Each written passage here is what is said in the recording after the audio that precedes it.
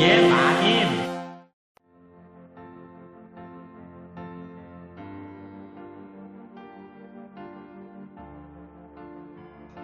안녕하세요. 돌쇠 뉴스 시작합니다. 오늘 시사잡지 겐다이 비즈니스에 올라온 칼럼인데요. 제목은 일본 언론은 보도하지 않는 한미 정상회담에서 보여준 의외로 큰 변화입니다. 무토 마사토시 전 한국 특명 전권 대사가 쓴 칼럼인데요. 흠결만을 찾아 보도하던 일본 언론들과 달리 한국 전문가로서 진지하게 분석한 내용이군요. 잡지 국제면 랭킹 1위에 오른 칼럼, 먼저 내용을 살펴보겠습니다. 통 크신 구독, 좋아요. 한미 정상회담 공동성명의 첫 소제목에 동맹 새로운 장을 열다라는 내용이 들어갔다. 미일 정상회담에서는 동맹 자유롭고 열린 인도태평양을 만든다고 했다. 바로 이번엔 한미 동맹의 복원 확대를 표방한 것이다. 이번 한미 정상회담은 대중 전략으로 한국을 중국에서 떼어내 한미일 협력 속에 끌어들이고 싶은 미국 바이든 대통령과 미국 바이든 대통령이 북한 김정은 국방위원장과 정상회담을 갖기를 바라는 문재인 대통령과의 힘겨루기였다. 결과적으로 양국 모두에게 동맹 관계를 재구축하는 데 성과가 있었던 회담이었다. 문재인 씨는 최고의 순방이며 최고의 회담이었다라고 평가했다. 바이든에게도 한국과 중국의 관계에 쐐기를 받기 위한 첫걸음이 되었다. 주한 미 외무차관이자 주일대사를 지낸 신각수 씨는 한미일 협력으로 북핵 문제의 우선순위는 종전보다 낮아지고 미국은 대중정책의 큰 틀에서 북한을 다루려 할 것이라고 분석했다. 미국은 북한에 더 소프트하게, 한국은 중국에 더 터프하게 서로가 양보했다는 것이라는 전직 미 정부 고위 당국자의 회담 내용 총평도 있다. 한미 모두 그 역점은 달랐지만 상충점은 피하고 양보할 곳을 알아본 회담이었다. 미국이 가장 한국에 요구하고 싶었던 것은 쿼드에 대한 참가였을 것이다. 사전 준비 기간에는 그 점을 심도 있게 논의했다고 본다. 그러나 문재인 씨가 중국에 대한 우려 때문에 이에 응하지 않으려 하자 억지로 떠넘기지는 않았다.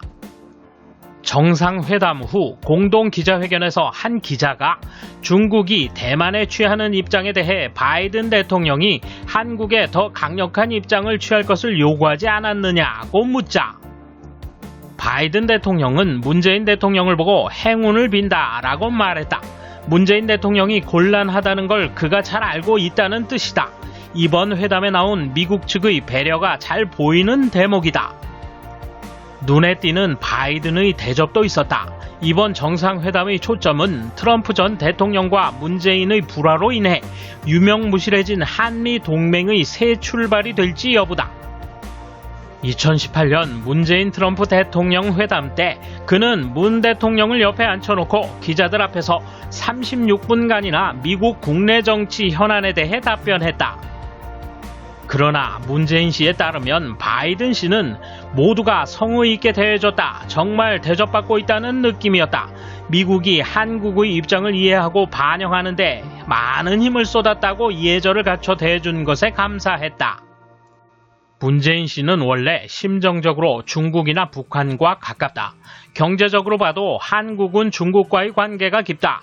그러다 보니 지나치게 중국에 신경을 쓰는 경향이 있었다. 하지만 이번 회담을 통해 바이든 씨에게 호감을 느꼈을 것이다. 한국은 미국과 중국에 콤플렉스를 갖고 있다. 문재인 씨가 중국을 국빈 방문했을 때에는 중국 측 주최의 회식은 2회뿐으로 귀국 후 혼밥이었다는 비판을 받았다. 바이든 씨의 정중한 대접은 일본인이 생각하는 이상으로 중요하다. 한편 문재인 씨에게 중요한 것은 대북 협상 과정에서 미국이 한국 편을 들었다고 해석할 수 있는 내용이었을 것이다. 공동성명은 남북미 간 약속에 기초한 대화가 한반도의 완전한 비핵화에 필수적임을 재확인했다. 청와대 관계자는 미국은 북미 합의뿐 아니라 남북 합의도 존중, 트럼프 행정부에서 진행한 한반도 평화 프로세스의 흐름을 바이든 행정부도 계속할 것이라는 의미라고 평가했다.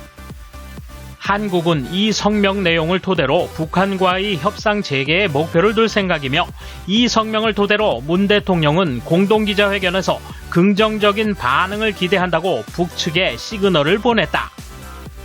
그러나 같은 장소에서 바이든 대통령은 김정은 국방위원장과 정상회담을 하는 조건을 묻는 질문에 국무장관들이 협상을 해나가고 제대로 된 길이 없으면 만나지 않겠다고 답한 바 있다.